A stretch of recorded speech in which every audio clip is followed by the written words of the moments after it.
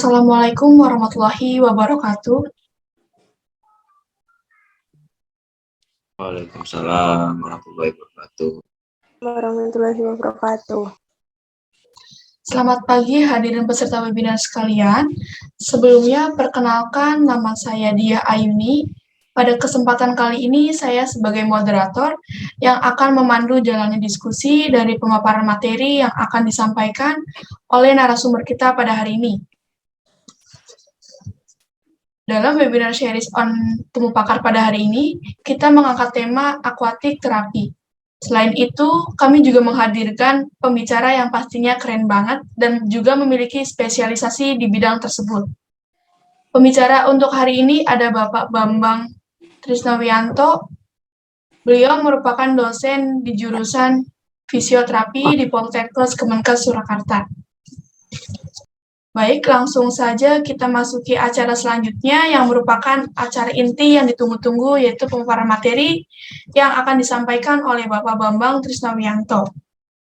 Sebelum Bapak Bambang memaparkan materinya, izinkan saya untuk membacakan CV dari Bapak Bambang Trisnawianto.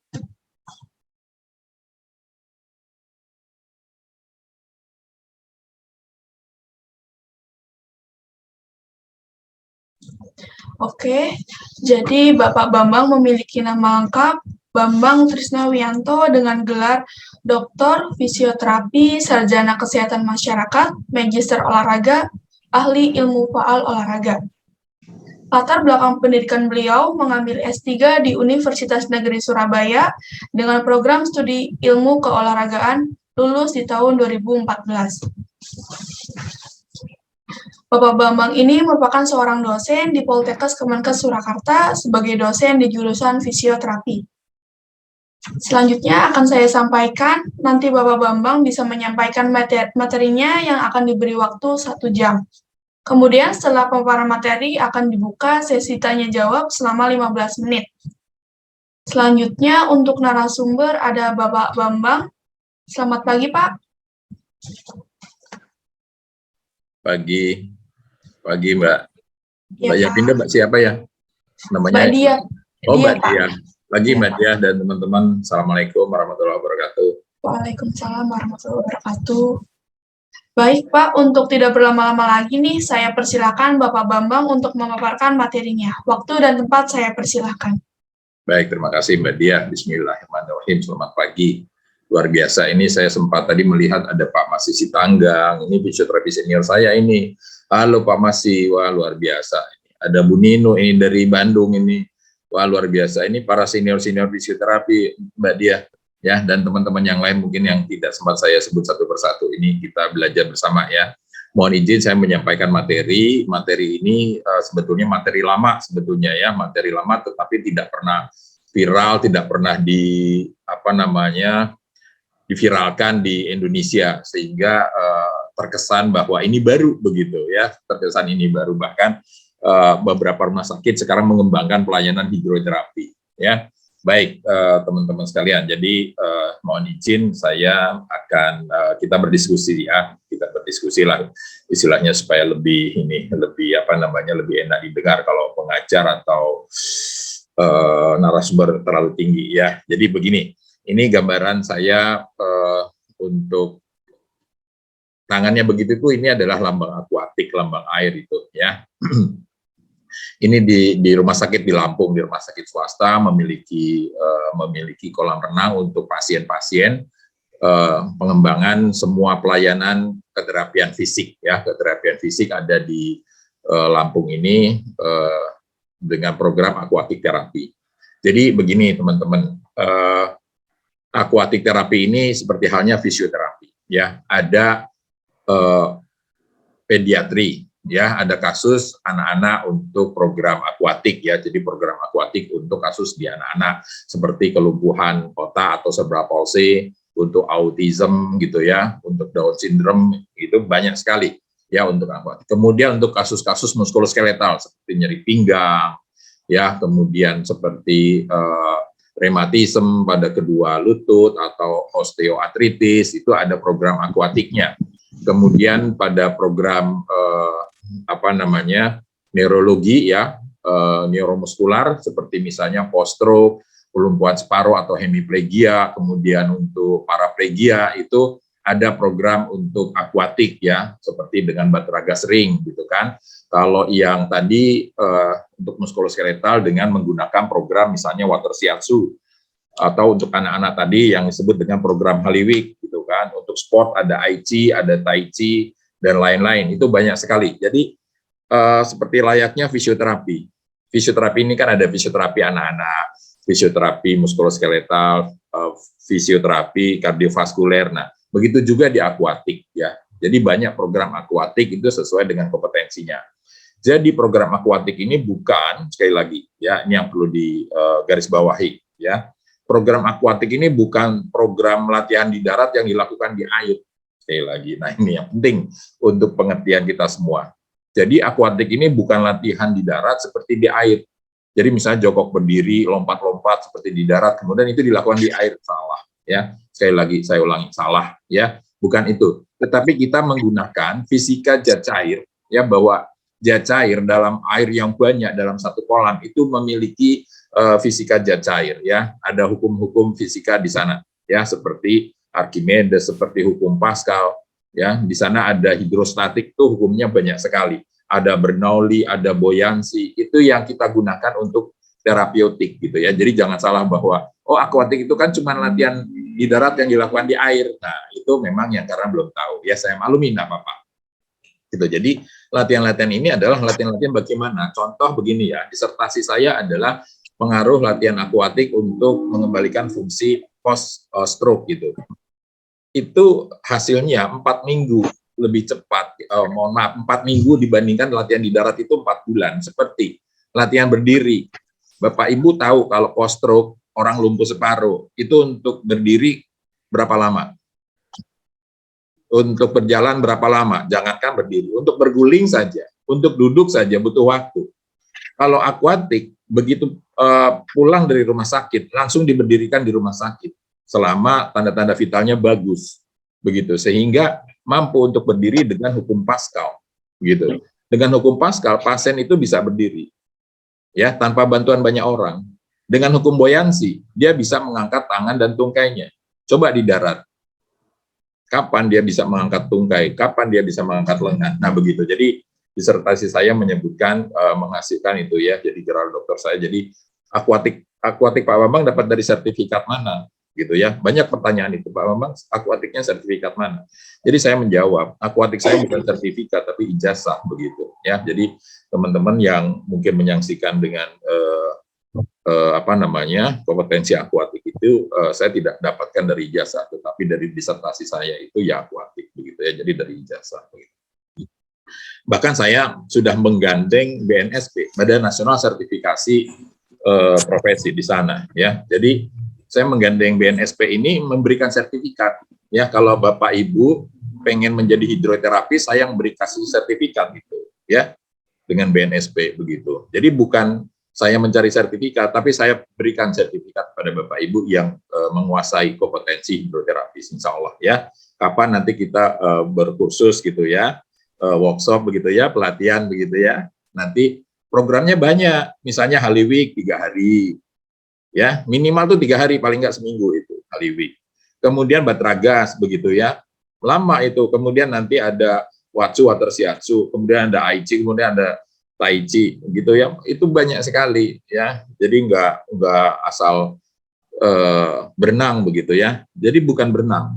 Jadi kalau ada dari dokter, dari medisin bahwa sakit pinggang Pak berenang ya, terapinya Bapak renang nanti sembuh. Sekali lagi, berenang pakai gaya kupu-kupu atau gaya dada kontraindikasi, gaya kata kontraindikasi ya. Jangan dibiarkan pasien-pasien kita itu melakukan terapi di air dengan berenang sendiri ya. Kan ada hidroterapis gitu. Jadi diajarkan bagaimana posisi tidur telentang di air, bagaimana menggerakkan stretchingnya pada otot-otot punggung dan pinggangnya begitu. Nah, itu yang kita ajarkan.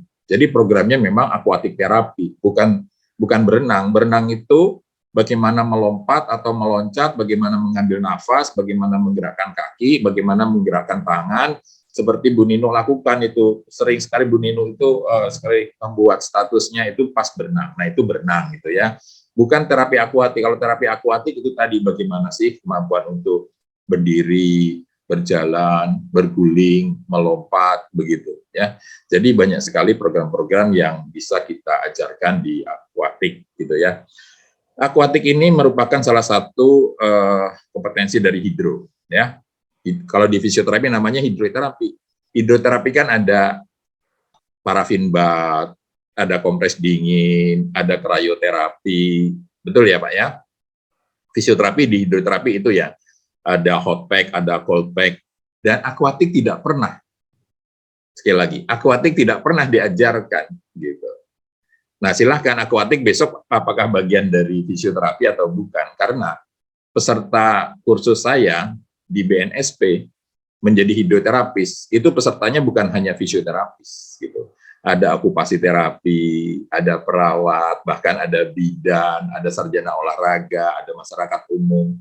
Ya selama teknik-teknik itu bisa dilakukan, ya memenuhi KKNI, ya dapat sertifikat sebagai hidroterapis, begitu.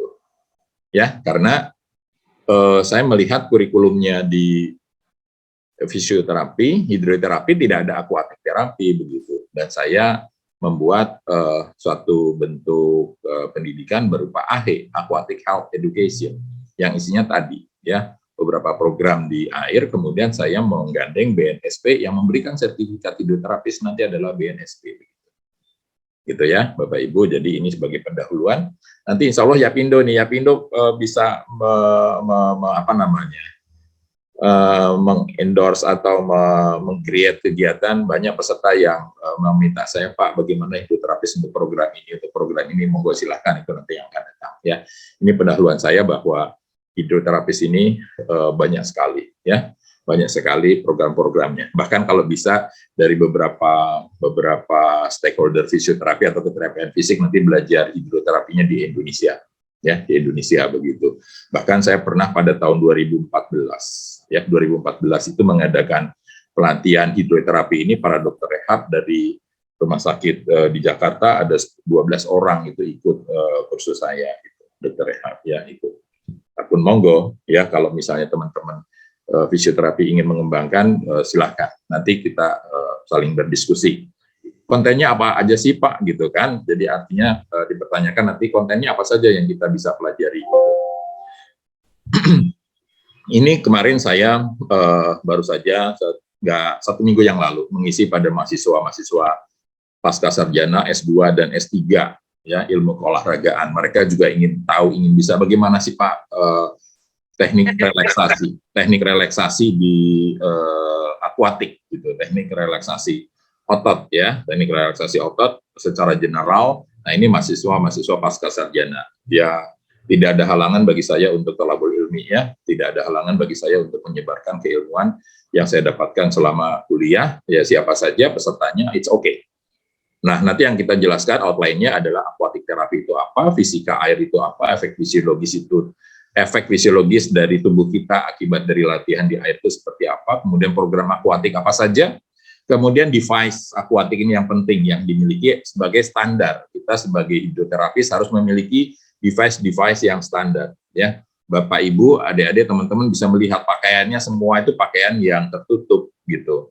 Jangan buka dada, artinya bertelanjang dada gitu ya, nanti terjadi sentuhan kulit antara pasien dengan terapis, itu terjadi hal-hal yang diinginkan nanti ya. Jadi itu tidak standar untuk sebagai seorang hidroterapis. Nah, kemudian nanti ada nose plah, ada air plah, ada sepatunya, ada pelampungnya, kemudian ada peralatan-peralatan lain yang harus dipersyaratkan ya. Kan menjadi hidroterapis gitu ya. Terapi di bidang akuatik gitu ya. Kemudian nanti kita singgung salah satu atau salah banyak lah metode akuatik itu apa saja. Baik, begitu ya. Jadi ini deal ya. Jadi kurikulumnya atau silabusnya ini nanti yang akan kita pelajari. Jadi mungkin 1 jam ke depan kita banyak diskusi tentang beberapa materi akuatik terapi ya.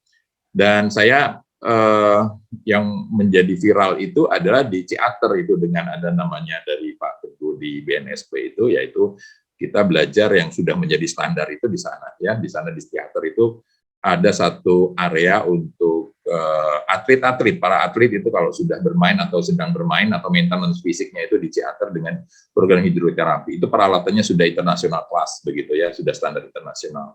Dan di beberapa rumah sakit juga sudah memiliki, seperti rumah sakit di Semarang itu sudah peralatannya sudah standar. Itu airnya sudah selama 5 tahun tidak perlu diganti. Ya, ada generator untuk membersihkan air. Jadi ada kolam, ada device, generator untuk selama 5 tahun itu air tidak perlu diganti, itu ada purifikasinya, ada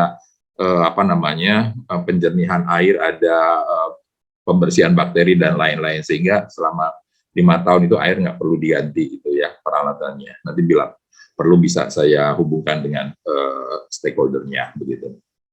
Nah, jadi program hidroterapi itu bukan hanya di kolam ya, bukan di kolam renang umum ya, karena keterbatasan sarana prasarana sehingga dilakukan di kolam. Di kolam kita tidak bisa mengendalikan suhu air, temperatur air, ya adanya seperti itu ya kita gunakan. Tetapi untuk standar terapi ya mestinya standar generator gitu loh. Contoh ya, dokter gigi ya, kan bukan terus pakai sembarang alat pencabut gigi, pasti ada standarnya, kursinya, alatnya dan lain-lain begitu kan, itu ada standar medis begitu ya. Jadi bukan asal seperti fisioterapi lah, pemanas gitu kan ya mesti ada standar, pakai SWD, pakai diatermi, pakai MWD dan lain-lain ya. Jadi begitu juga dengan akuatik, standarnya seharusnya tidak kolam. Lagi tidak di kolam mestinya, tetapi karena kita masih pembelajaran yang awal, yang awam, yang mungkin bisa diterima oleh masyarakat. Ya kita pembelajarannya masih di kolam umum. Airnya temperaturnya tidak bisa kita kendalikan begitu. Ya, kalau bisa dikendalikan butuh generator pemanas yang banyak, yang besar. Kedalamannya juga begitu. Tidak ada hidrolik yang bisa bukan tidak ada ya, ada sih beberapa rumah sakit yang sudah mempersiapkan hidrolik untuk menaik turunkan dasar kolam sehingga kedalamannya bisa kita atur, bisa kita minta. Ya, air untuk kedalaman air untuk terapi itu adalah setinggi diafragma, bukan setinggi 130, 140 atau 150 cm, bukan itu. Tetapi setinggi diafragmanya terapis atau setinggi diafragmanya pasien gitu. Kenapa setinggi diafragmanya pasien? Itu 60% sampai 70% berat badan sudah tersupport oleh air begitu. Dan kita posisinya berdiri. Jadi seorang fisioterapis di hidroterapi tidak harus bisa berenang. Syaratnya hanya tidak takut di air begitu. Ya, tidak bisa berenang pun bisa menjadi hidroterapis ya selama tidak takut di air. Bagaimana menguji tidak takut di air? Adik-adik bisa berdiri di tengah air, di tengah kolam begitu ya, kemudian masuk ke dalam air kepalanya seluruhnya gitu ya, dengan kedalaman tadi setinggi diafragma. Kalau masuk ke dalam air pasti matanya ditutup kan, kalau tidak pakai goggles atau tidak pakai kacamata renang. Nah, kemudian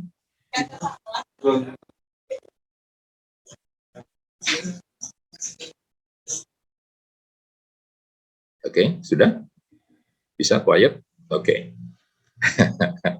Ya, saya masih membutuhkan perhatian soalnya. Oke, silakan dulu. Ya, silakan. Yang mau bersuara silakan dulu. Saya tunggu ya. Kalau sudah tenang, saya akan bicara. Oke, sudah tenang. Nah, ketika nanti masuk ke dalam air, coba nanti pijakan kakinya dilepaskan dari dasar kolam. Jadi, panjenengan adik-adik, bapak-bapak, ibu-ibu udah masuk ke dalam air, coba lepaskan kaki dari landasan kolam. Takut enggak? Kalut enggak? Kalau takut, kalut seolah-olah tenggelam, padahal berdiri itu hanya setinggi diafragma, berarti dia takut di air. Nah, bagaimana untuk belajar supaya tidak takut di air? Ya, belajar mengambang, kemudian belajar masuk ke dalam kolam, dan lain-lain. Itu nanti ada silabusnya tersendiri. Ya, ada cara teknik-teknik bagaimana mengatasi rasa takut di dalam air. Begitu juga cara menurunkan pasien ke dalam kolam, ya, dari posisi duduk ke berdiri, dari posisi duduk ke tidur telentang, dari posisi duduk ke tidur tengkurap, dari posisi tidur bagaimana memindahkan pasien ke dalam kolam. Itu ada pembelajarannya tersendiri. Ketika pasien tidak diberikan fasilitas untuk menurunkan kolam dengan kursi roda yang aksesibel ke dalam kolam seperti tangga atau jalan yang menurun ke dalam kolam, ya, atau tidak disediakan hidrolik ke dalam kolam. Nah, ini seorang terapis atau seorang hidroterapis harus mampu, harus bisa menurunkan pasien ke dalam kolam dengan teknik-teknik tertentu, begitu, dengan teknik-teknik memindahkan atau transfer ambulasi, istilah di fisioterapi itu, mentransfer ambulasikan pasien dari luar kolam ke dalam kolam, begitu, ya. Nah, itu yang kita ajarkan di dalam keterampilan atau kompetensi hidroterapi. Baik, ini salah satu mahasiswa S2 di UNP, dia mengalami HNP, nyeri pinggang, begitu ya, dia tidak bisa membungkuk, begitu ya, tapi setelah saya berikan program water shiatsu, posisinya seperti ini, dan nyaman, tidak rasa sakit, tidak ada rasa sakit, ya, pakai metode akordeon, ya, dan rotasi akordeon. Akordeon itu alat musik yang ditekuk, diluruskan, ditekuk, diluruskan. Kenapa kakinya pakai pelampung? Ya, karena saya membutuhkan supporting pasien di atas permukaan air yang tidak berat, ya. Saya tidak mungkin mampu mengangkat pasien sebesar ini kalau di luar kolam, ya. Sekali lagi, saya tidak akan mampu. Tapi kalau di dalam air, saya kuat itu mengangkat pasien seperti itu, ya. Bahkan ada yang gemuk besar, Pak, bagaimana kalau gemuk besar? Ya, kita menggunakan sifat fisik air tadi, ya. Jadi bukan latihan, sekali lagi, ya, bukan latihan di darat yang dilakukan di air. Jadi menggunakan buoyancy, menggunakan Pascal, sehingga saya bisa menggendong pasien itu di atas permukaan air seperti itu, kemudian bisa menekuk dengan tanpa rasa sakit, gitu, HNP-nya, dan pasien seketika itu juga yang sudah 3 minggu dia tidak bisa duduk, ya, bisa dia langsung duduk, bisa menekuk, bahkan mencium lutut, begitu, ya, dengan program water shiatsu, gitu. Nah, itu salah satu testimoni langsung, Pak, kau bisa, gitu kan. Nah, iya, tergantung tekniknya, tergantung caranya. Airnya dingin ini untuk mengurangi rasa sakit, begitu. Airnya dingin untuk mengurangi rasa sakit. Sebelumnya diberikan gerakan-gerakan mobilisasi vertebra. Setelah mobilisasi vertebra atau gerakan-gerakan tulang punggungnya digerak-gerakkan, kemudian diberikan program akordeon, ya, dengan tarik napas, hembuskan, tarik napas, hembuskan, atau combine dengan breathing exercise, ya, mengurangi rasa nyeri. Sudah, pasien happy. Setelah itu dia langsung bisa berdiri, berjalan, bahkan berlari, bahkan mencium lutut, gitu. 3 minggu dia tidak bisa apa-apa, ya. Tapi begitu satu kali ketemu, luar biasa, gitu. Itu kan mohon maaf ya, bukan cerita saya, tapi semuanya menyaksikan, begitu. Ini aquatic therapy adalah suatu bentuk pengobatan fisik yang menggunakan aplikasi media air, ya. Jadi media air sebagai alat terapeutik, begitu. Nah, di sana adik-adik, teman-teman bisa melihat bahwa kedalaman kolam itu ya setinggi diafragma saya.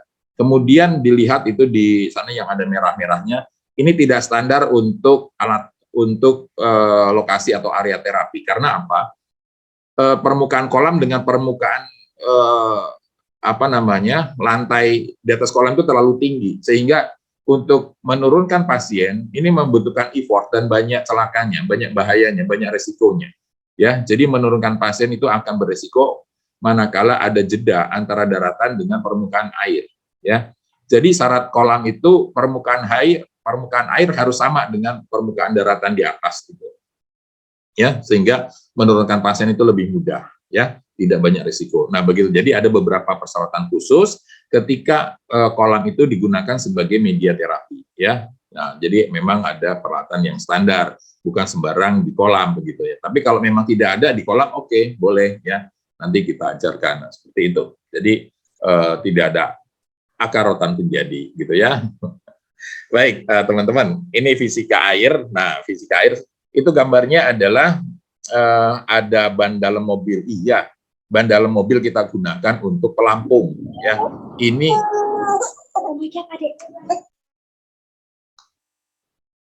oke, baik.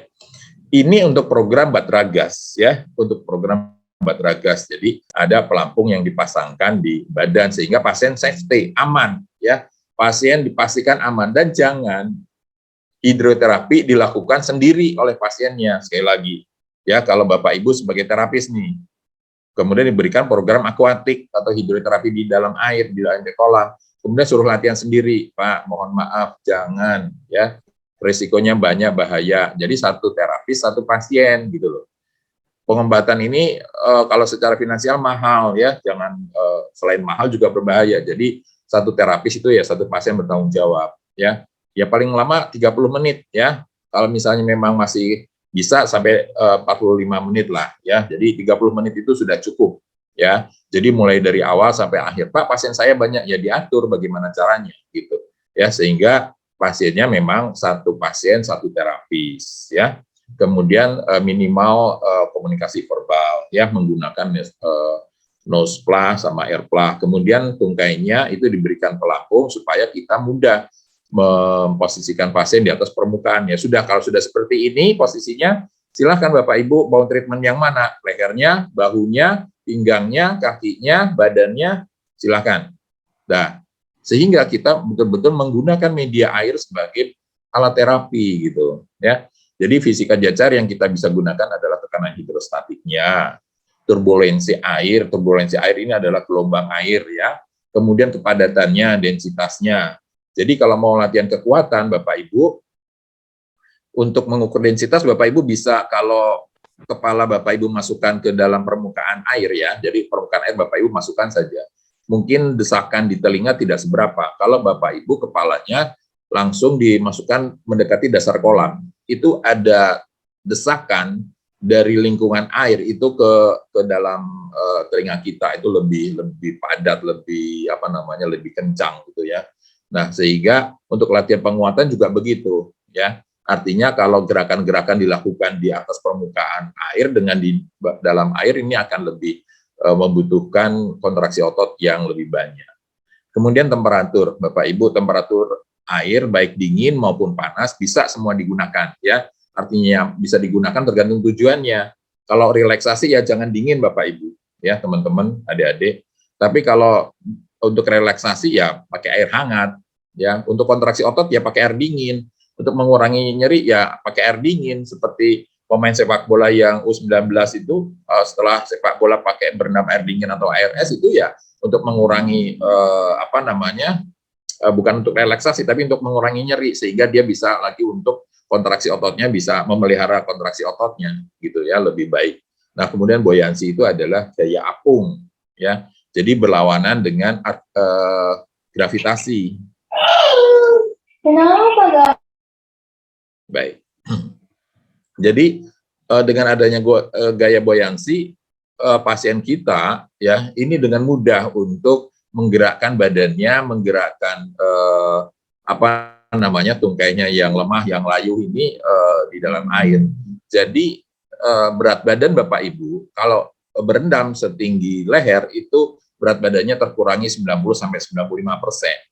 Di pinggang itu berat badannya berkurang 50%, di lutut berkurang 25%, sehingga kalau Bapak Ibu bermasalah dengan berat badan, coba ditimbang di dalam air. Dibuktikan saja, kan nanti berat badan Bapak Ibu akan banyak yang berkurang gitu ya, itu akibat adanya gaya buoyancy begitu. Baik, saya lanjutkan ya, nanti pertanyaan di belakang ya. Baik, kemudian ini efek fisiologis yang kita dapatkan ketika kita latihan di air ya, banyak ada fungsi sensoriknya, ada motoriknya, ada kardiovaskuler, ada respirasi, ada urogenital, ada termoregulasi. Kita akan terpengaruh dengan beberapa stimulan ya. Stimulannya ini adalah air ya. Dengan misalnya tadi air dingin akan berpengaruh kepada heart rate-nya, pada stroke volume-nya ya, pada cardiac output-nya dan lain-lain ya. Ini akan memberikan rangsang-rangsang kepada sistem taktilnya, pada sistem proprioseptifnya dan lain-lain. Ini banyak memberikan pengaruh kepada tubuh kita. Baik, program akuatik ini indikasinya adalah nyeri, bengkak, spasme. Spasme itu ketegangan otot ya, bagi teman-teman yang dari fisioterapi sudah tahu nih spasme itu seperti apa. Tapi kalau dari umum, di sini saya melihat juga ada peserta dari umum, spasme itu ketegangan otot gitu ya. Kemudian keterbatasan gerak, artinya tidak bisa, ring of motion-nya tidak bisa full, tidak penuh, lingkup gerak sendinya terbatas begitu. Kemudian kelemahan otot ini sangat indikatif ya. Kemudian keterbatasan daya tahan, ini bisa dilatihkan daya tahan ya. Coba datanya di sini, saya kembali lagi ke Bu Nino. Coba Bu Nino itu pernapasannya luar biasa loh. Dia berenang dari ujung ke ujung itu tanpa berhenti. Saya lihat dari statusnya luar biasa, itu endurance-nya bagus, jantung parunya hebat itu, ya, sehingga berjalan naik turun gunung yang hobinya itu karena juga rajin berenang luar biasa ya. Kemudian keterbatasan weight bearing ini juga bisa dilatihkan di air. Kontraindikasinya jelas luka terbuka, kemudian ada tracheostomi, kemudian penyakit ginjal, kemudian tidak bisa menahan urin dan BAB ya, ini paling tidak jangan. Kalau misalnya mau berenang ya disarankan untuk BAB dulu, BAK dulu ya, itu harus jangan sampai mengkontaminasi air ya dengan kotoran manusia ya. Ya kalau tidak bisa pakai pampers ya. Beberapa pasien yang hemiplegia atau paraplegia tetapi indikasi untuk diberikan akuatik, diberikan pampers, dipasang pampers ya. Kemudian diberikan celana untuk kedap air, kemudian baru baju renangnya begitu ya. Dan diupayakan kalau misalnya Pak belum BAB dan ini harus segera masuk kolam, para terapis harus memberikan dulu efflorates pada abdominalnya ya. Efflorates searah jarum jam untuk membantu mengeluarkan fasesnya begitu ya, selama 10-15 menit, kemudian didudukan, setelah BAB baru yuk kita bawa ke dalam kolam ya, sehingga diupayakan 1 jam atau 2 jam sebelum masuk kolam jangan makan dulu ya, kalau minum boleh. Nah kemudian ada riwayat kejang yang tidak terkontrol seperti pada epilepsi dan lain-lain. Nah ini diupayakan tidak dimasukkan ke dalam kolam. Kalau memang harus dimasukkan ke dalam kolam, harus dalam pengawasan yang ketat, yang kuat. Jangan sampai begitu kita latih, kemudian terjadi epilepsi, tidak ada yang tahu. Ya. Jadi sehingga begitu epilepsi, langsung diamankan. Kepalanya harus di atas permukaan kolam, sehingga nanti sampai epilepsinya atau sampai kejang toniknya ini berhenti, baru kita melatih kembali. Begitu. Program akuatik seperti pada umumnya ya ada pemanasan 20 menit. Nah, pemanasan ini adalah pemanasannya jangan berupa lonjak-lonjak, lompat-lompat, lari di tempat, bukan itu ya. Bukan untuk kardio. Sekali lagi, pemanasan di akuatik itu bukan mempersiapkan kardio. Bukan mempersiapkan otot yang siap gerak atau berkontraksi, tetapi adalah stretching ya, penguluran. Ini adalah wajib pemanasan pada akuatik. Kenapa? Gerakan-gerakan di air dibutuhkan outreach ya, dibutuhkan elastisitas otot yang lebih panjang, sehingga pemanasannya adalah berupa stretching di setiap persendian ya. Otot-otot di persendian itu dilakukan stretching begitu kan. Kemudian debridement, pembersihan dulu ya, pembersihan dulu artinya mandi dulu dan lain-lain, jangan masih kotor, masih masuk ke dalam air harus bersih begitu ya, termasuk perlengkapannya ya. Kemudian baru latihannya. Latihan 10-20 menit tergantung daya tahannya, tergantung suhu airnya, tergantung tujuannya begitu ya. Jadi banyak sekali syarat-syarat atau faktor-faktor yang mempengaruhi kenapa kok 10 menit sampai 20 menit ya, tergantung tujuannya ya. Kalau misalnya memang untuk relaksasi nggak perlu sampai lama-lama begitu, sudah mencapai kok gitu ya. Setelah itu baru pendinginan. Pendinginannya juga begitu, yaitu berupa penyesuaian suhu dari dalam kolam ke atas kolam, gitu ya. Jadi pernapasan, kemudian stretching lagi, gitu kan. Kemudian mandi juga jangan kontras, setelah itu baru selesai. Dan boleh pulang ya. Kalau misalnya banyak yang diabaikan sih, yang pemanasan sama pendinginan tidak pernah. Jadi hanya membersihkan paling 5 menit, kemudian latihan 30 menit. Nah itu realnya seperti itu, kenyataan yang terjadi adalah seperti itu, tetapi idealisnya adalah seperti itu. Kemudian, nah Bapak Ibu, device akuatik ya, atau aquatic device yang dibutuhkan adalah ini. Untuk anak-anak program Haliwik itu butuh pelampung, baik pelampung noodles ya, maupun pelampung yang dipasangkan di lengan. Nah ini untuk anak-anak. Kemudian ada sepatu renang ya, sepatu renang ini sebetulnya adalah sepatu berterapis yang dipakai di dalam kolam ketika berdiri menggerak-gerakkan pasien. Kemudian ada yang warna biru ini di bawah, itu adalah nose plug. Nose plug ini adalah untuk penjepit hidung supaya air tidak masuk ke dalam hidung. Dan ada air plug. Air plug ini adalah penutup telinga supaya mencegah masuknya air ke dalam telinga ya. Walaupun pakai air plug, kita bicara masih terdengar ya. Bukan berarti begitu kita pasangkan kemudian pasien tidak bisa mendengar perintah atau aba-aba ya. Dan dicari kalau mau Bapak Ibu atau adik-adik mau beli, jangan yang terbuat dari plastik, tapi dari karet ya. Kalau dari plastik ini biasanya keras, akan melukai kulit karena di dalam kulit ini kulitnya halus, di dalam telinga ini kulitnya halus sekali. Ya, begitu juga nosplah. Memang sayangnya bangsa kita, termasuk saya, itu hidungnya tidak begitu mancung, sehingga kalau pakai nosplah itu akan lepas ya, karena hidung itu banyak mengeluarkan sebum atau lemak, sehingga cari yang jangan dari karet, akan mudah lepas, tapi maaf, terbuat dari plastik, tapi dari karet ya, sehingga akan lebih kuat. Nah, ini untuk mencegah masuknya air ke dalam hidung. Tapi kalau pasiennya bisa, ya tidak apa-apa ya, tidak harus. Tapi Bapak Ibu sebagai terapis wajib menyediakan ya, entoh tidak digunakan, tapi fasilitas paling tidak ada gitu ya. Kemudian baju renangnya juga begitu, baju renang yang kita standarkan untuk Bapak Ibu untuk hidroterapis adalah begini, panjang ya, seperti baju selam begitu. Jangan sampai celana pendek, apalagi koloran, lebih baik nggak usah deh kalau pakai kolor gitu ya. Jadi banyak nih terapis-terapis latihan ikut workshop dengan saya pakai kolor. Lebih baik saya, mohon maaf, itu bukan standar ya, bukan standar. Apalagi pakai celana dalam doang gitu kan. Banyak nih pakai bikini, cuman pakai bra sama itu. Lebih baik nggak deh, nggak gitu kan. Ya standar terapis ya seperti ini ya.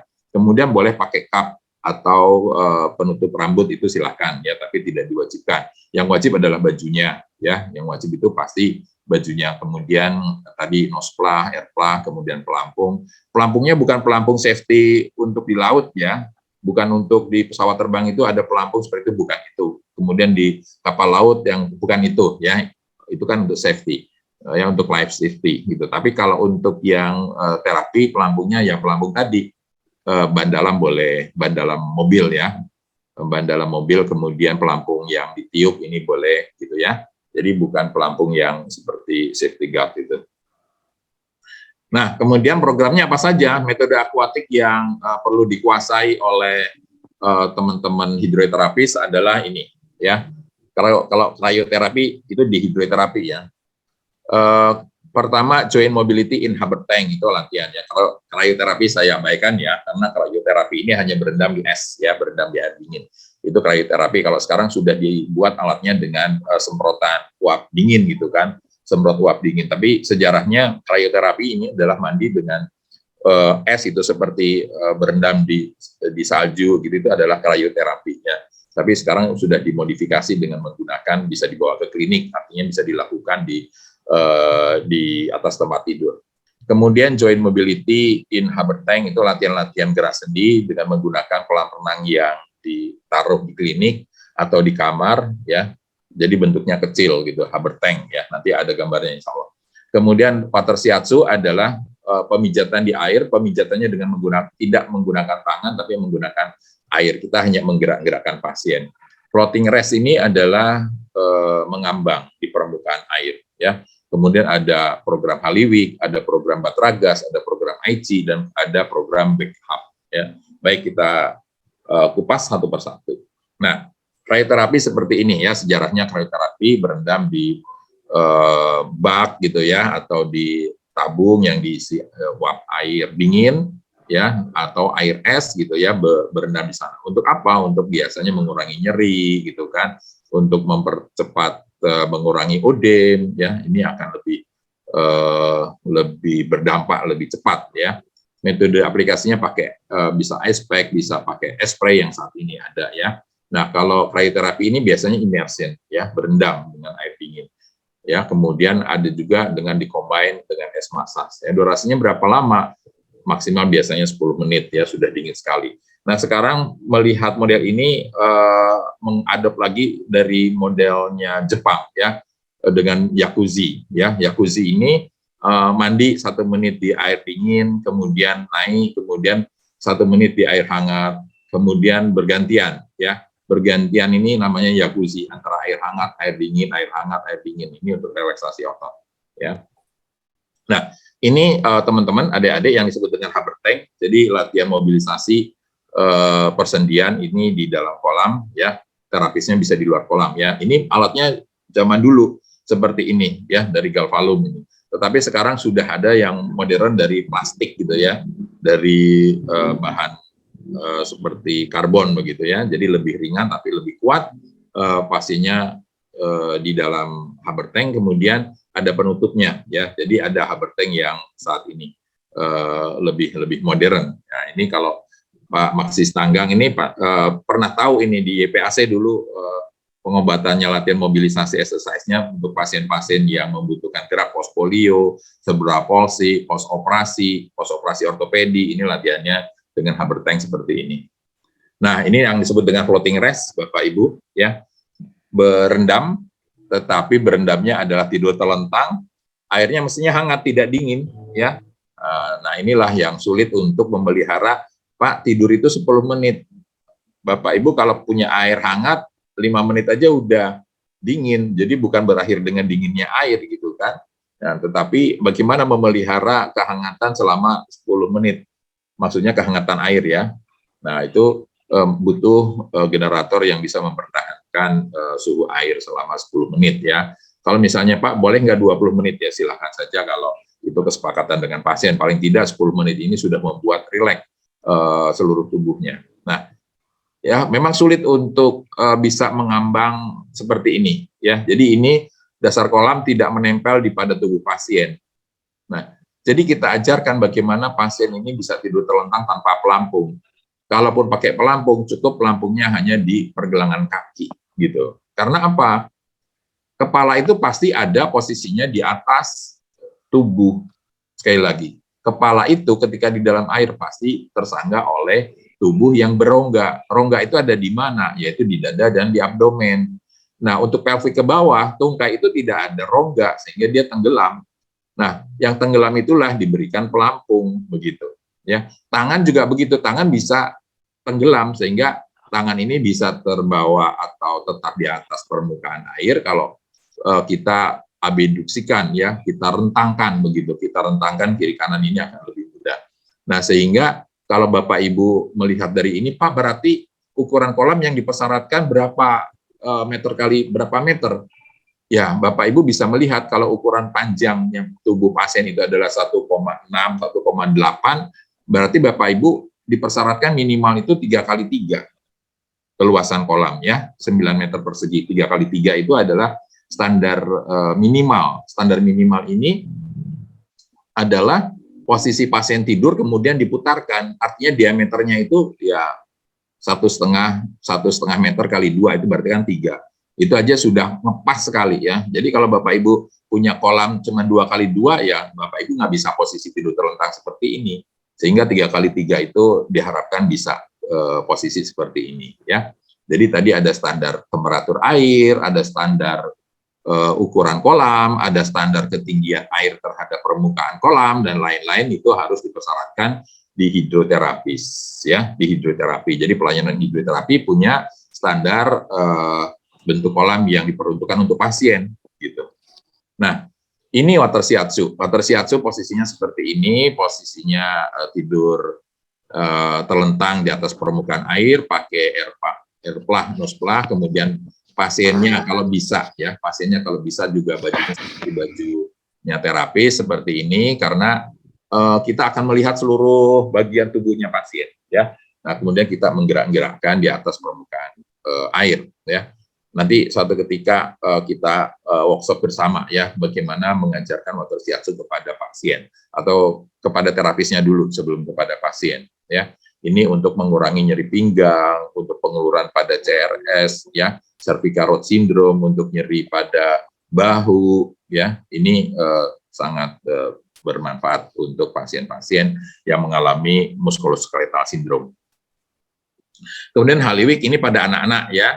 Program Haliwik ini pada anak-anak, terutama untuk mental adjustment ya, untuk digunakan pada autism, untuk basic swimming, itu adalah hampir sama ya proses peralatannya, gerakannya yang berbeda, kemudian tujuannya juga berbeda. Ada program-program Haliwik, ada kurang lebih 10 gerakan di dalam Haliwik ya. Teman-teman fisioterapi sudah hafal ini Haliwik itu seperti apa. Nah, itu bagian daripada aquatic begitu. Kemudian batragas. Nah, batragas ini menggunakan ban dalam mobil. Ini latihannya adalah untuk fasilitasi ya, seperti bobat, seperti PNF ya. Jadi ini PNF dilakukan di air gitu ya. Tapi nanti dengan gerakannya yang halus, gerakannya yang menstimulasi kontraksi otot dan lain-lain. Nanti batragas ring bisa dari tungkai, bisa dari kepala, bisa dari lengan. Gerakan-gerakannya adalah memfasilitasi gerak. begitu. Kemudian Aichi. Nah, Aichi juga begitu, adalah terapi akuatik yang dikembangkan di Jepang ini untuk penguatan otot dan relaksasi tubuh, ya. Nah, jadi posisinya seperti ini kebetulan saya terapkan pada pasien post stroke, ya, pada hemiplegia, ya, yang kanan kelumpuhannya, kemudian kita berikan Aichi. Nah, ini pasiennya langsung cepat dia bisa berjalan, lebih ringan dalam berjalan, gitu ya, daripada waktu dia sebelum ketemu dengan saya sudah 6 bulan, begitu di treatment dengan akuatik lebih mudah untuk melakukan duduk berdiri, berjalan, dan bahkan berjalannya bisa lebih cepat. Begitu. Nah, kemudian backup. Backup aquatic therapy adalah program terintegrasi yang dikembangkan untuk orang-orang dengan masalah punggung dan disabilitas, ya, orang-orang sakit pinggang dan sakit punggung dan orang-orang yang mengalami disabilitas fisiknya. Jadi ini programnya berjalan di air, ya, untuk mengurangi kompresi pada persendian, baik pada punggung maupun pada tungkai. Kemudian latihan berjalan mulai dari latihan jalan yang lambat, cepat, kemudian melompat, kemudian berputar, gitu ya. Nah, ini dengan backup ini. Baik, Mbak Dia, barangkali itu sudah hampir 1 jam saya memberikan program, ya. Jadi quote-nya adalah itu, ketika kita membutuhkan cukup sedikit air untuk melegakan dahaga, ya kita tidak perlu banyak menggunakan air yang bisa menenggelamkan kita, ya. Mari kita belajar bersama-sama tentang program hydro ini, terutama program akuatik. Saya mudah-mudahan juga dapat dukungan dari teman-teman fisioterapis yang bekerja di rumah sakit, yang sudah mengimplementasikan, yang mengaplikasikan hidro. Nanti silahkan kita tinggal mengembangkan kompetensinya, bagaimana teknik-tekniknya, sehingga program hidro ini bisa dimiliki oleh profesi fisioterapi yang lebih luas lagi. Terima kasih Mbak Dia, silahkan kegiatan selanjutnya saya serahkan kepada panitia. Wassalamualaikum warahmatullahi wabarakatuh. Waalaikumsalam warahmatullahi wabarakatuh. Baik, terima kasih Pak Bambang atas paparan materi yang sangat menarik. Selanjutnya kita masuk pada sesi tanya jawab. Jadi untuk teman-teman semua yang ingin mengajukan pertanyaan bisa menggunakan fitur raise hand atau menulis di kolom chat. Baik, langsung saja kita mulai sesi diskusi kali ini. Saya persilakan kepada teman-teman yang ingin bertanya.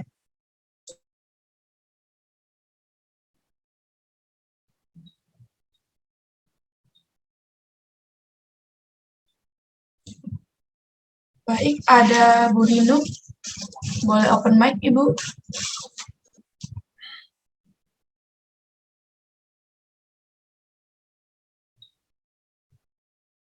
Maaf, Bu, tidak ada suaranya, Bu.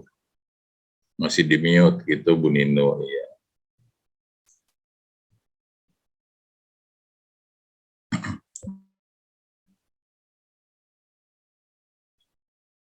Bu Nino ini pemerhati akuatik juga loh. Dia juga pelaku-pelaku. Iya, wah, luar biasa. Semua lautan sudah diseberangi. Assalamualaikum warahmatullahi wabarakatuh. Waalaikumsalam, Bu Nino. Waalaikumsalam. Jangan pakai echo, Bu. Suaranya bergelombang, bergema. Mungkin agak berdekatan. Terima kasih. Pak Bambang, apa kabar? Baik, alhamdulillah. Ini nyangkutnya lumayan. Suaranya masih pakai echo, coba. Terlalu banyak device yang digunakan. Device-nya terlalu berdekatan. Oke, malah hilang suaranya.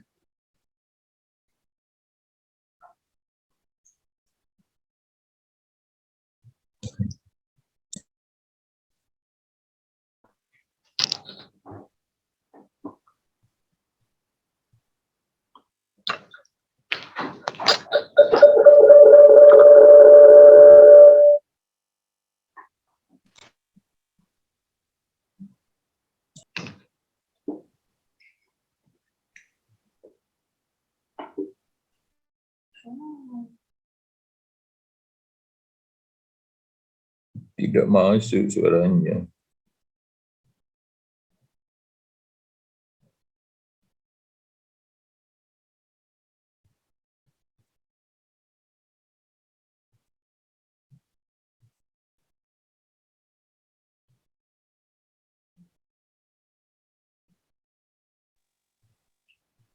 Assalamualaikum. Waalaikumsalam. Waalaikumsalam. Perangkatnya jangan berdekatan, Bu, biar nggak Ya, Siap. Mungkin aku agak kesini. Kenapa? Lanjut aja dulu deh, Pak. Sebentar saya mau perbaikin dulu bentar. ya. Baik. Di kolom chat sudah ada yang bertanya, Pak. Ya, Dari Pak Diki Hartian. Izin bertanya untuk kasus Kombutio, bagaimana program autiknya? Ya, kombusio ya. Kombusio itu kan luka bakar ya.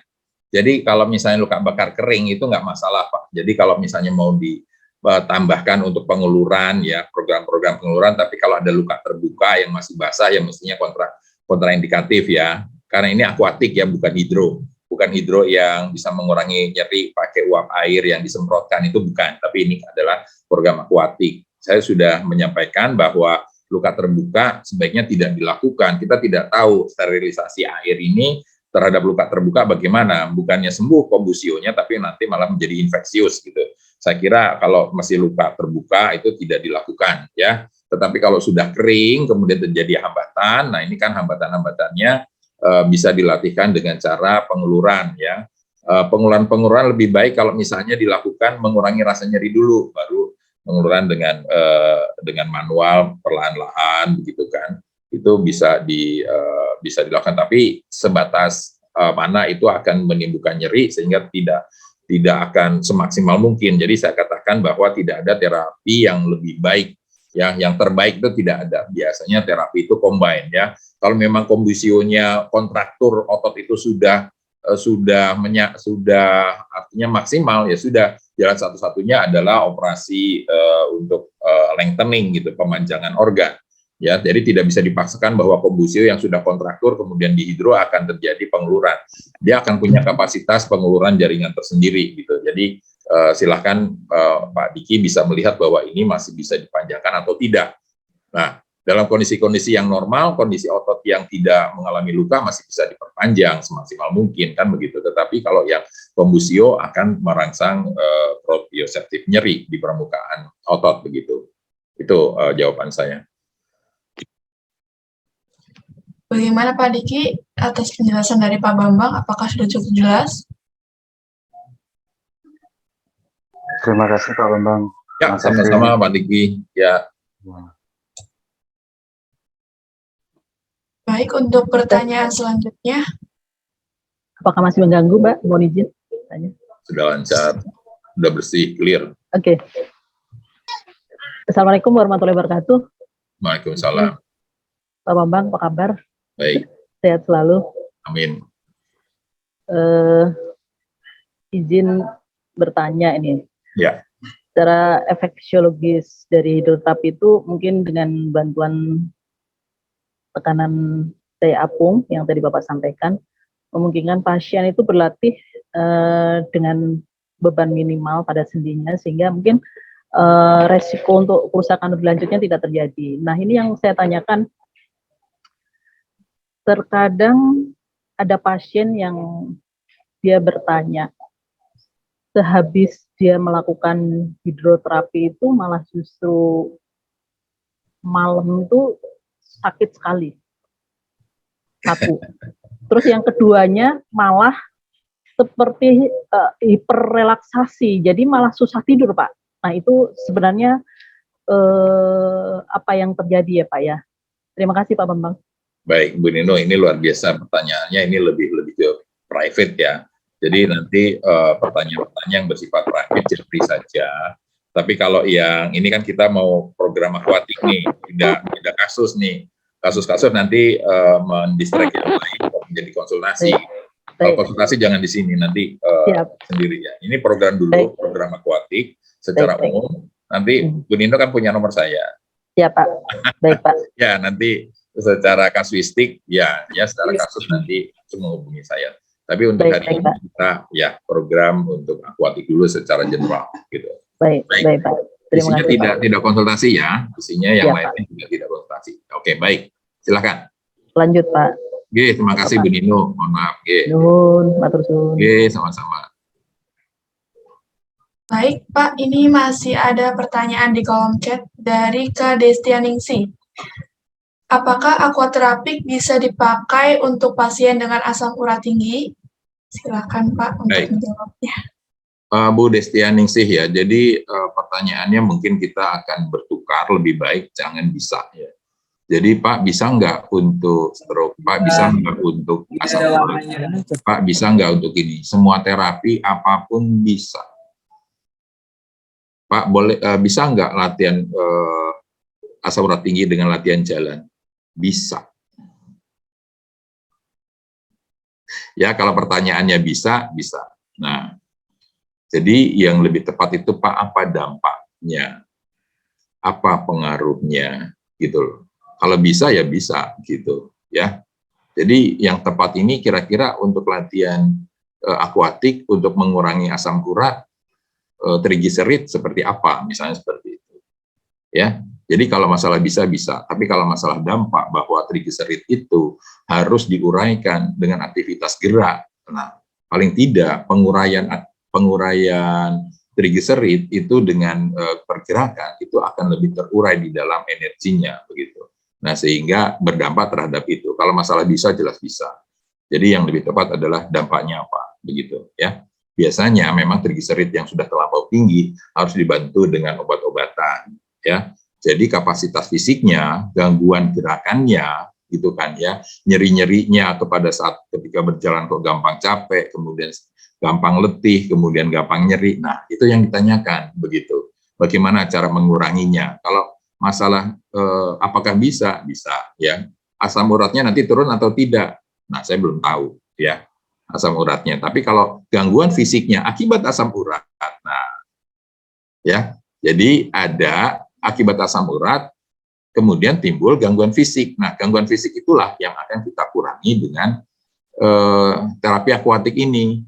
Nah, lantas asam uratnya bagaimana? Nanti dicek ulang, gitu ya, begitu. Nah, silakan, Ibu.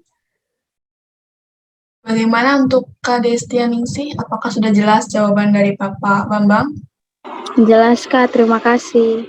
Baik, kita lanjut ke pertanyaan selanjutnya, Pak. Iya. Dari Pak Rahmat Andri Saputra. Ya.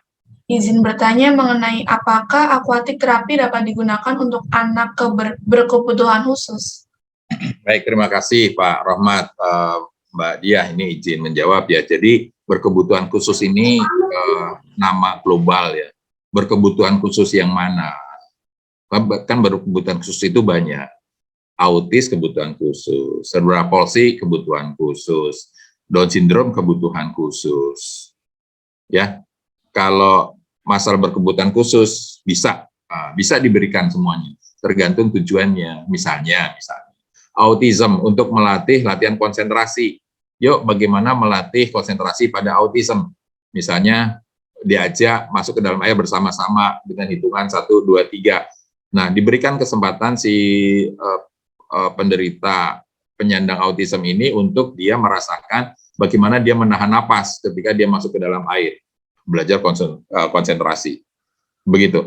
Tapi untuk pasien-pasien yang serba palsy yang sudah nilainya sangat buruk, bagaimana dia masuk ke dalam air? Kan kita harus bantu artinya dengan menutup hidung dan menutup mulutnya, kemudian masukkan ke dalam air, sehingga si pasien akan merasa ada stimulasi di seluruh kepalanya, di seluruh wajahnya. Nah, kemudian setelah diangkat lagi di permukaan air, bagaimana reaksi dia? Nah, ketika dia reaksinya happy, dia sangat apresiasi dengan posisinya di dalam air, kemudian dia minta lagi ke dalam air. Nah, itu adalah satu pertumbuhan sensorisnya untuk dia masuk ke dalam air, dia pasti akan melakukan kapan dia menutup hidung dan mulutnya untuk ketika dimasukkan ke dalam air. Ya, jadi ada beberapa teknik, metode untuk berkebutuhan khusus, tapi harus melibatkan pengantar.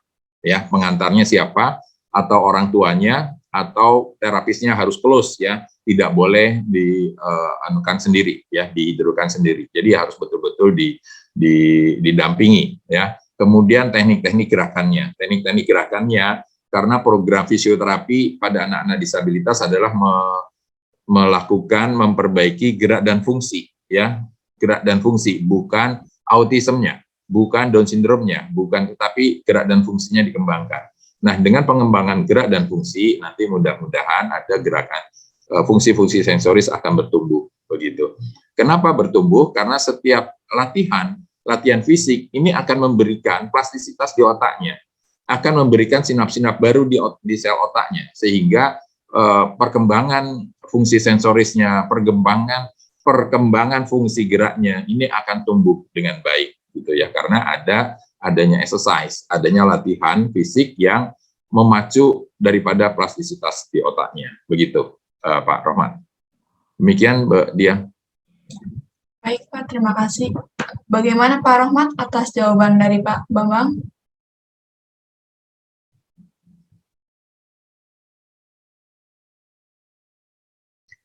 Baik, kita lanjut ke pertanyaan selanjutnya. Ada dari Bu Narwalmi, raise hand, boleh open mic, Bu? Terima kasih atas kesempatannya. Assalamualaikum warahmatullahi wabarakatuh. Waalaikumsalam, Bu Nurwalmi. Tentang aquatic therapy ini, adakah kriteria khusus untuk memilih sarana akuatiknya, misalnya untuk kolam renang yang airnya tidak ada arus, atau misalnya untuk kondisi ini harus ada arus airnya gitu, Pak. Ada nggak kira-kira kriteria khusus, misalnya yang mana kondisi ini membutuhkan kolam yang arusnya bergerak atau arusnya tenang gitu. Makasih, Pak. Ya, oke, baik. Pemilihan model, pemilihan bentuk tindakan treatment itu nanti biar ditentukan dari terapisnya, Ibu, ya. Jadi bukan pasiennya yang menentukan, oh cari kolam yang tidak ada arusnya, lah kebutuhannya untuk apa. Jadi apakah airnya perlu dibuat gelombang atau tidak, gitu ya, harus dibuat tenang atau tidak, itu berdasarkan tujuan daripada tindakannya, Ibu, ya. Jadi bukan pasien yang memilih. Kalau pasien memilih itu namanya having fun, pasien yang memilih itu namanya terapi treatment sendiri, bermain sendiri. Jadi coba di-assessment dulu, karena ini proses terapi, karena ini proses tindakan medis gitu ya, tindakan terapi, maka ada proses-proses pemeriksaan dulu. Sudah proses pemeriksaan, oh ini kebutuhannya misalnya untuk relaksasi, oh ini untuk kekuatan, oh ini untuk daya tahan, maka programnya apakah diberikan gelombang atau tidak, nanti biar terapisnya yang akan menentukan, gitu. Jadi bukan pasiennya yang menentukan, begitu. Ya, jadi seperti itu Bu Nurwalmi. Jadi ketika penggunaan aquatic terapi untuk pasien ini adalah sepenuhnya diserahkan kepada fisioterapis, ya. Jadi tidak ditentukan oleh pasien, begitu. Saya kira jelas begitu.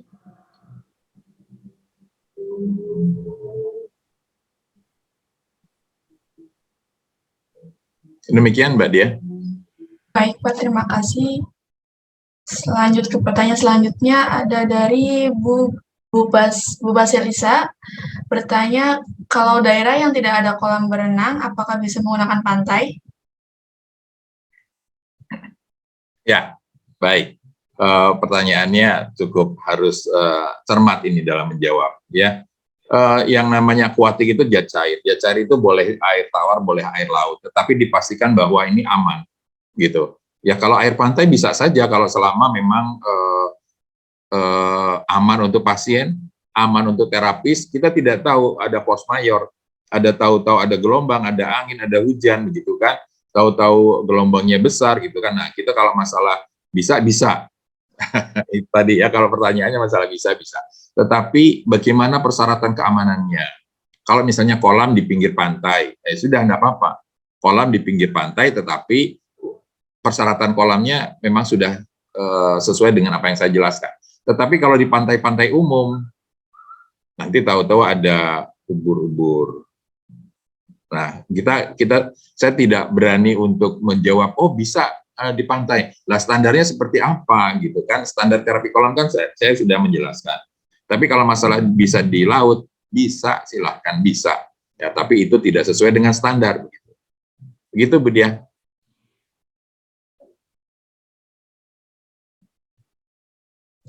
Baik, untuk Ibu Baselisa, apakah sudah cukup jelas penjelasan dari Pak Bambang? Cukup jelas, Kak.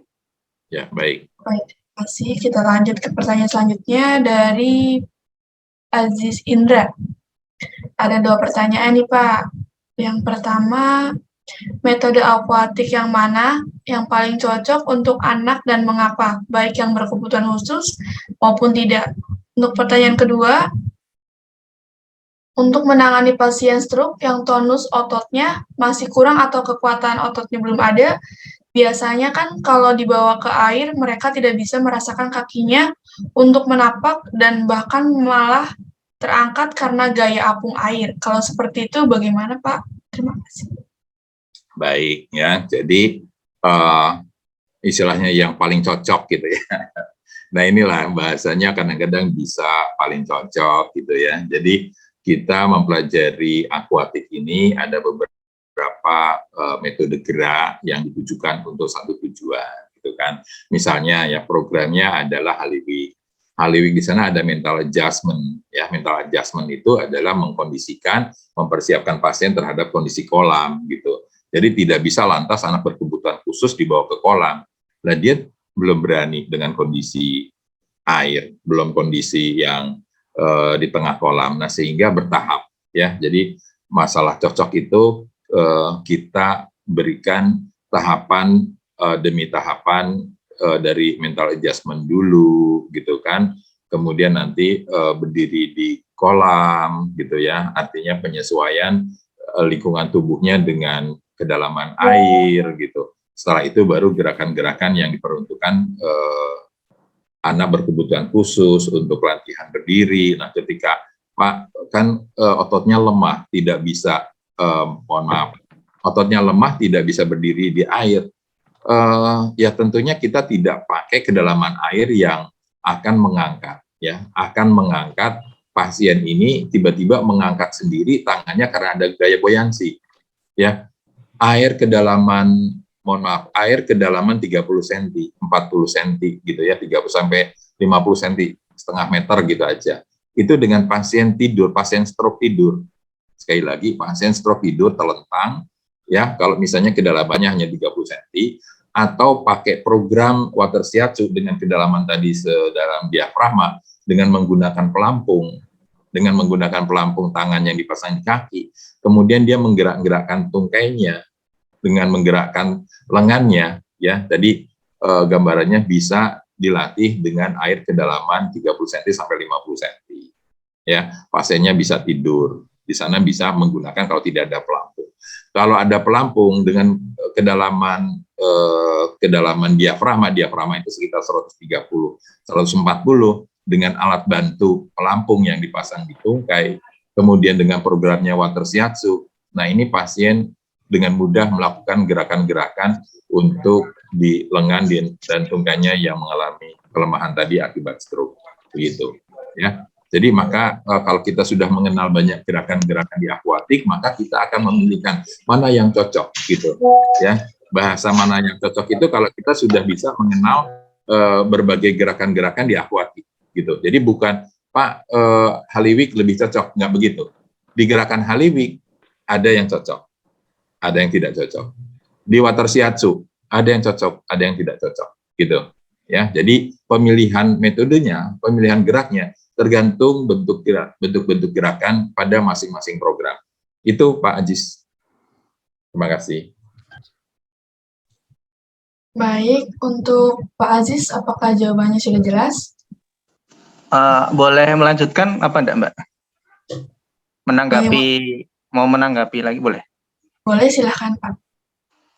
Pak Bambang, untuk yang pertanyaan yang pertama tadi, kalau misalkan anaknya itu masih kisaran umur 1 tahun atau mungkin kurang, itu kan kalau misalkan kita kasihkan namanya metode Haliwik gitu kan, kayak misalkan contohnya salah satunya mental adjustment kan enggak akan bisa ya Pak ya. Maksudnya kan untuk pemahaman anak sendiri kan belum bisa.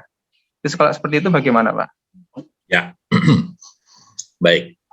Kita bisa adaptif ya, artinya adaptif kan tadi metode-metode ini kita tidak melihat bahwa di bawah 1 tahun, kan tidak bisa diterapkan program ini semua gitu. ya. Program ini semua kan tidak bisa. Jadi kalau misalnya program akuatik yang paling ini prosesnya hanya digendong saja, prosesnya digendong, kemudian diusap-usap air hangat begitu ya. Kemudian programnya diberikan istilahnya memasukkan wajahnya di dalam permukaan air itu sambil kita posisinya duduk juga nggak bisa kita sedalam tadi sediafragma gitu kan. Jadi kan mungkin posisinya akan lebih tenang menghadapi situasi air gitu ya. Situasi air itu tidak banyak gelombangnya gitu kan. Ini airnya cukup kedalamannya, mungkin ketika kita mau dibutuhkan gerakan setinggi sedalam umur 1 tahun berapa sih tingginya?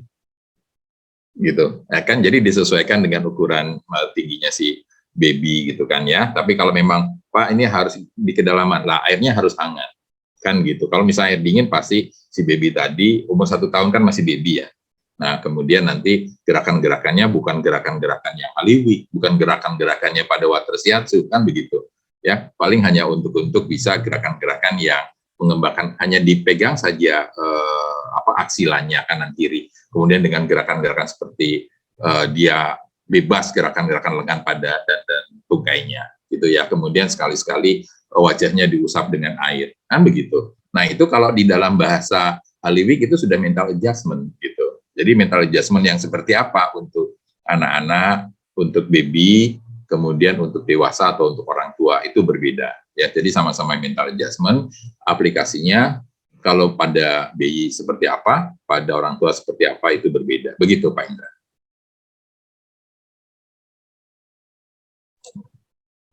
Baik, Pak Ajis, apakah sudah jelas?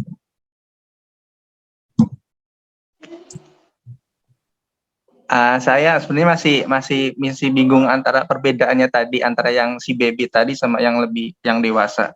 Kayak bedanya mental adjustment-nya gimana, itu masih agak bingung sebenarnya.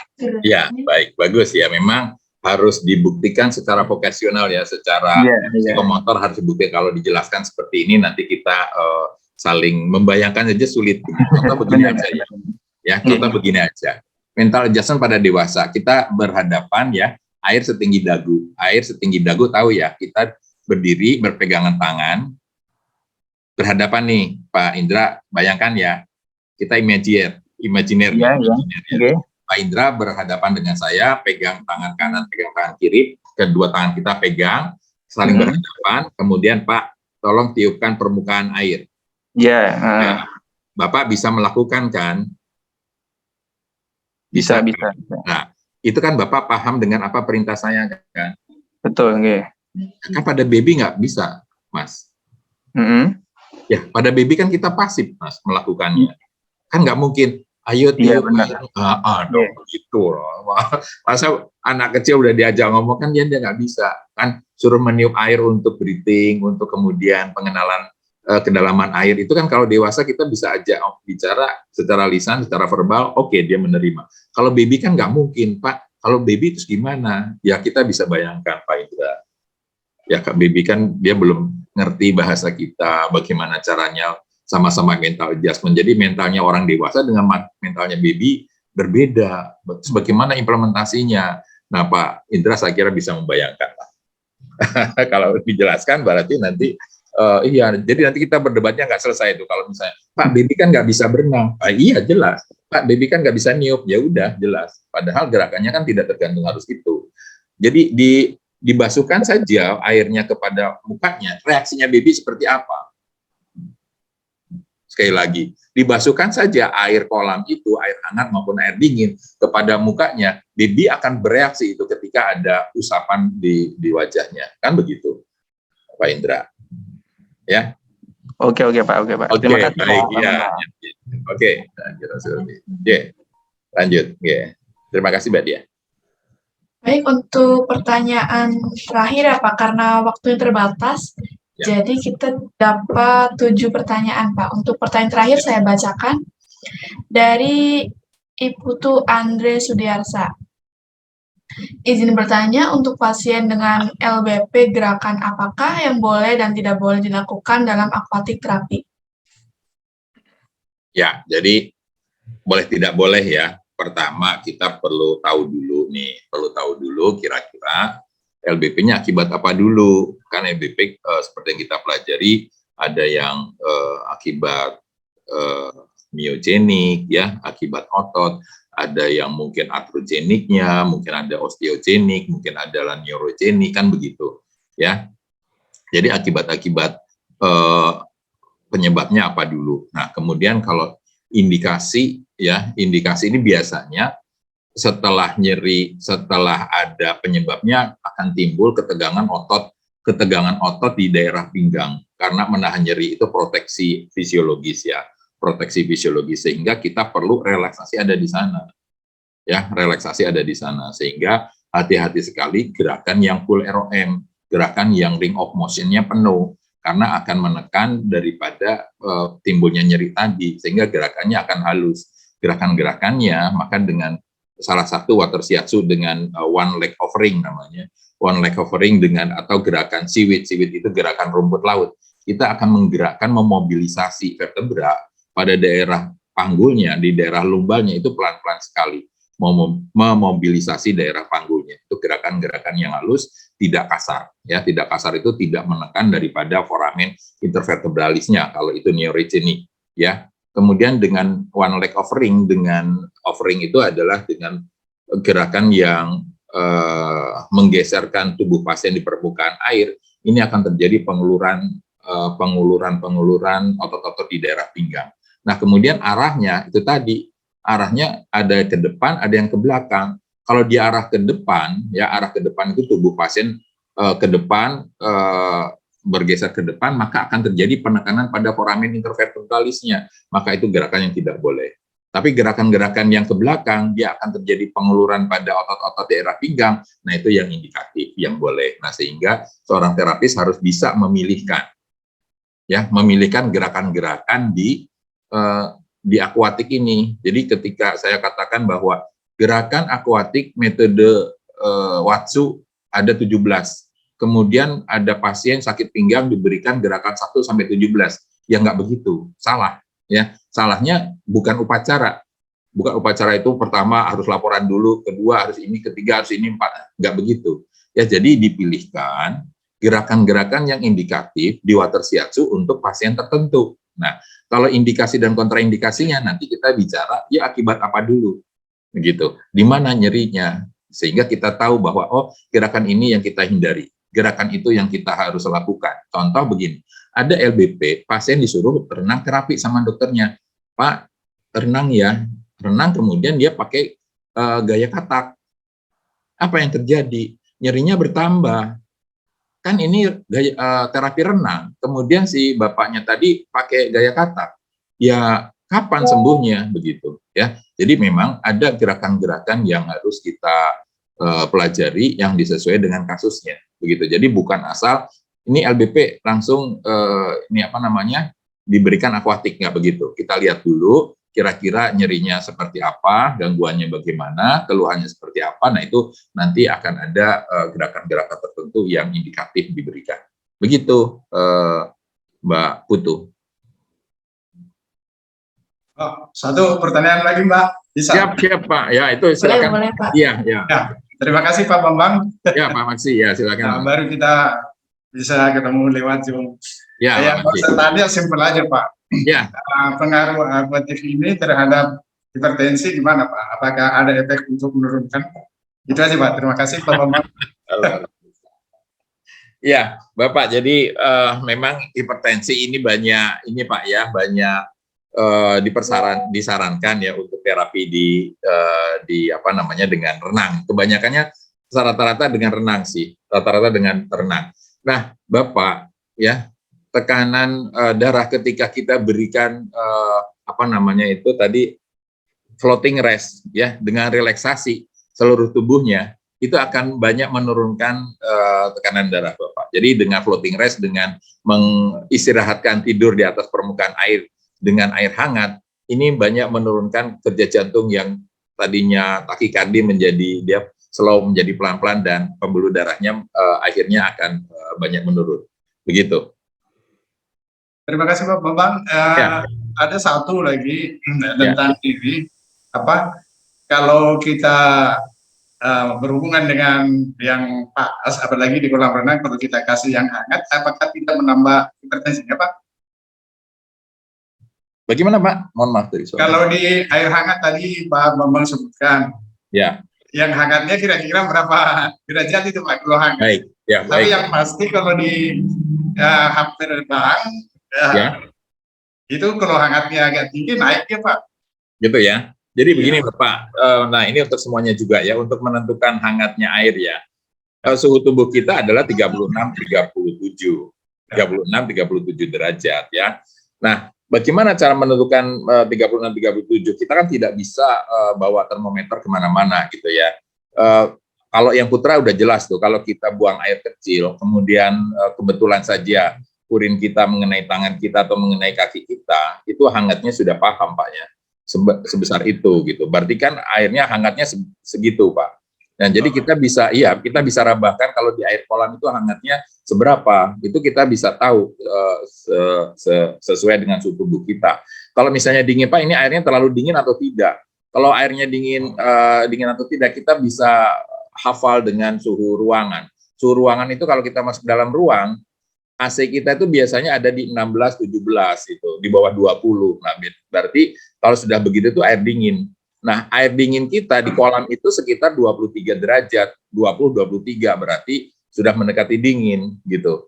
Ya, karena kalau kita 23-24 itu kalau di dalam ruangan itu panas, sudah cukup panas gitu ya, apalagi 25 kita pasti diminta 20 ke bawah. Nah, kemudian batasan hangat itu tadi Pak, batasan hangat itu yaitu tadi jangan lebih dari 40. Jadi sesuaikan dengan suhu tubuh yaitu 36-37. Nah, itu kita bisa pakai punggung lengan kita atau tangan kita masukkan ke dalam air, kita hangatnya seberapa itu bisa disesuaikan waktu kita merasakan tadi kena urin tadi, itu cara cepatnya untuk mengetahui. Nah, seperti itu kita bisa adaptif dengan suhu kolam begitu Pak Maksi. Ya. Terima kasih Pak. Mengenai ini waktunya Pak, apakah ada waktu yang ditentukan dari kritik ini Pak? Ya, akuatik tadi saya sudah menyampaikan 30 menit ya. 30 menit itu adalah sudah penuh, sebetulnya sudah penuh itu dari pemanasan sampai dengan selesai itu 30 menit. Tapi kadangkala lebih dari itu karena saking asiknya itu ketika air hangat itu bisa sampai 45 menit. Tapi kalau air dingin itu rata-rata 20 menit selesai Pak. Karena ketidaktahanan pasien terhadap air dingin itu dilihat dengan menggigil, kemudian dilihat dari lengannya itu sudah berkeriput, itu 20 menit sudah cukup untuk tindakan terapi. Jadi kalau untuk atlet-atlet bahkan bisa 2 jam Pak, karena dia sudah adaptif dan kontraksi ototnya sudah bagus. Nah, kalau untuk tindakan kuratif ini maksimal 45 menit untuk kuratif. Tapi kalau untuk promotion, untuk meningkatkan prestasi, ini bisa 1 jam lebih, bahkan sampai 2 jam. Monggo seperti itu, ya. Ya, terima kasih Pak Bambang. Ya, sama-sama Pak. Merci, salam buat teman-teman. Sudah Mbak Dia, terima kasih. Baik Pak, terima kasih atas pertanyaan dan antusiasnya teman-teman semua. Mohon maaf karena waktunya terbatas, jadi kita hanya kasih kesempatan 7 pertanyaan saja. Mungkin itu saja sesi dari Pak Bambang. Sebelumnya terima kasih banyak pada Pak Bambang atas kesempatan dan pemaparan materi yang sangat keren. Jika berkenan Pak Bambang bisa mengikuti kegiatan sampai akhir, tapi jika ada keperluan di luar, Bapak boleh meninggalkan room Zoom, Pak. Oke, mungkin off-cam aja ya, nanti biar bisa mengikuti tapi off-cam gitu ya. Ya, baik Pak. Oke, terima kasih. Mohon izin. Terima kasih. Wassalamualaikum warahmatullahi wabarakatuh. Waalaikumsalam warahmatullahi wabarakatuh. Untuk teman-teman semua dimohon tetap stay karena nanti di akhir kegiatan akan saya kirimkan link sertifikat di kolom chat. Baik, kita sudah masuk ke sesi akhir yaitu sesi games. Untuk teman-teman bersiap-siap ya sebentar.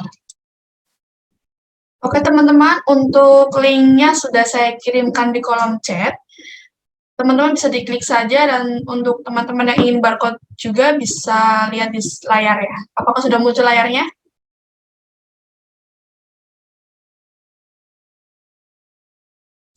Saya tunggu 3 menit untuk mulai gamesnya ya teman-teman. Yang belum bergabung boleh klik link Kahoot-nya di kolom chat. Untuk PIN-nya sudah saya share screen di layar. Apakah sudah muncul, Pak?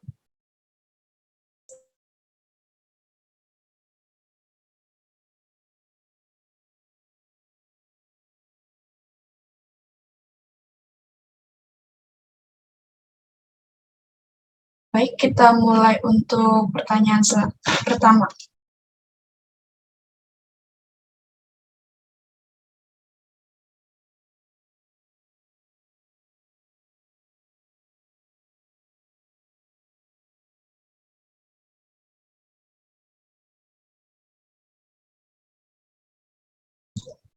Silakan jawab, teman-teman.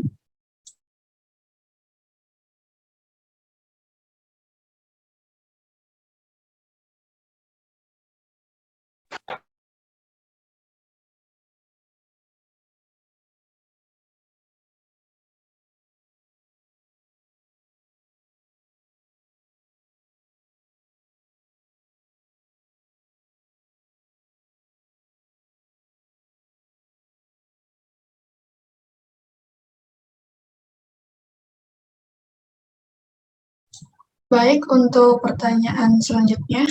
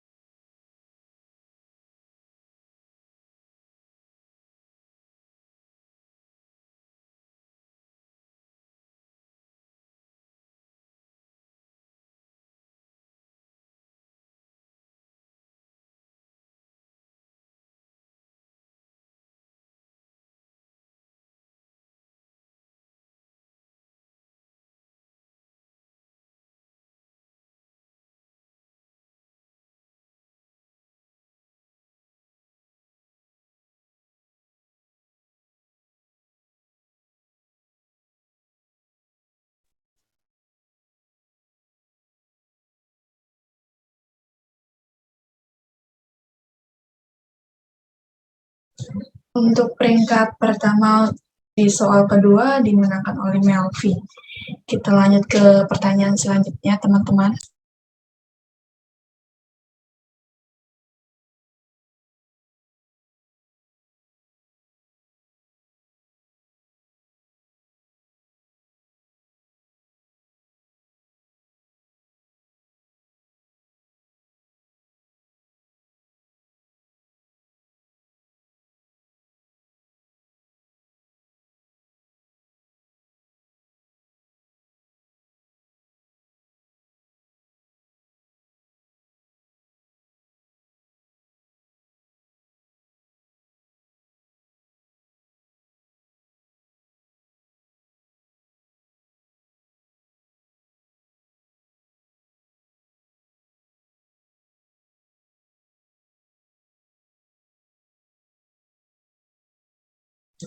Nah, untuk pertanyaan ketiga dimenangkan oleh Kak Diki ya. Kita lanjut ke pertanyaan selanjutnya.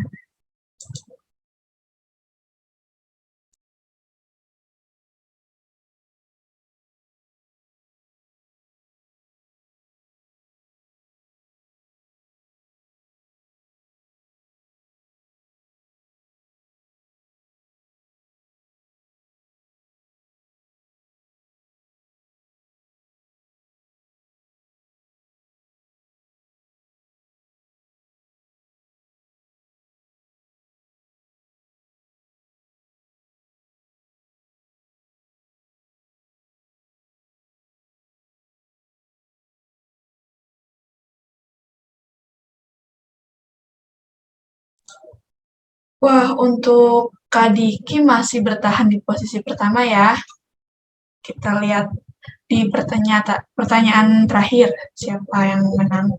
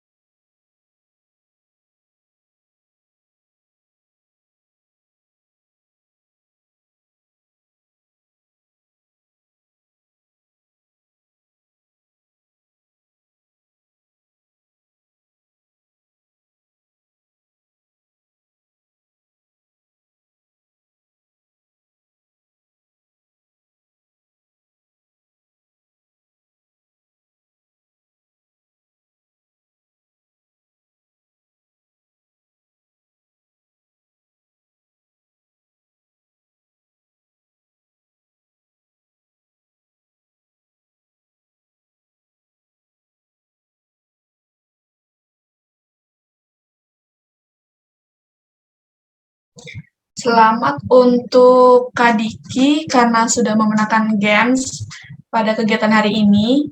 Untuk teman-teman yang sekiranya belum bisa memenangkan kegiatan hari ini, jangan berkecil hati karena nanti akan ada kegiatan seperti ini lagi. Untuk Kak Diki bisa di screenshot, nanti bisa hubungin ke nomor yang akan saya cantumkan di kolom chat untuk mengklaim door prize-nya.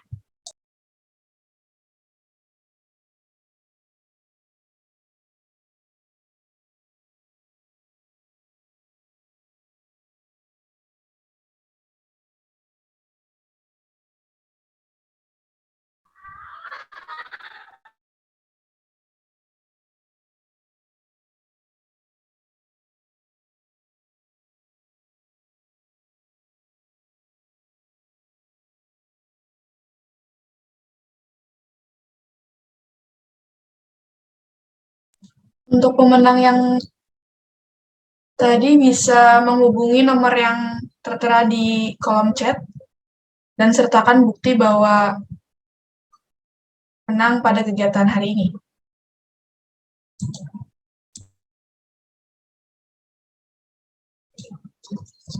Sebelumnya untuk teman-teman jangan live dulu dari room Zoom karena akan saya kirimkan link sertifikat melalui kolom chat.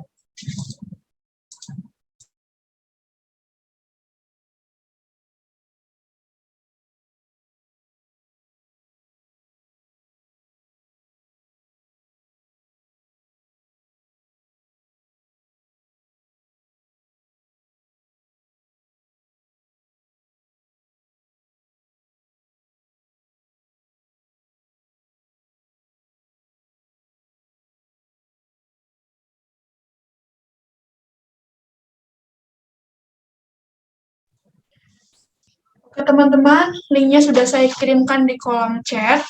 Untuk itu bisa diklik atau disalin dulu agar tidak terlewat.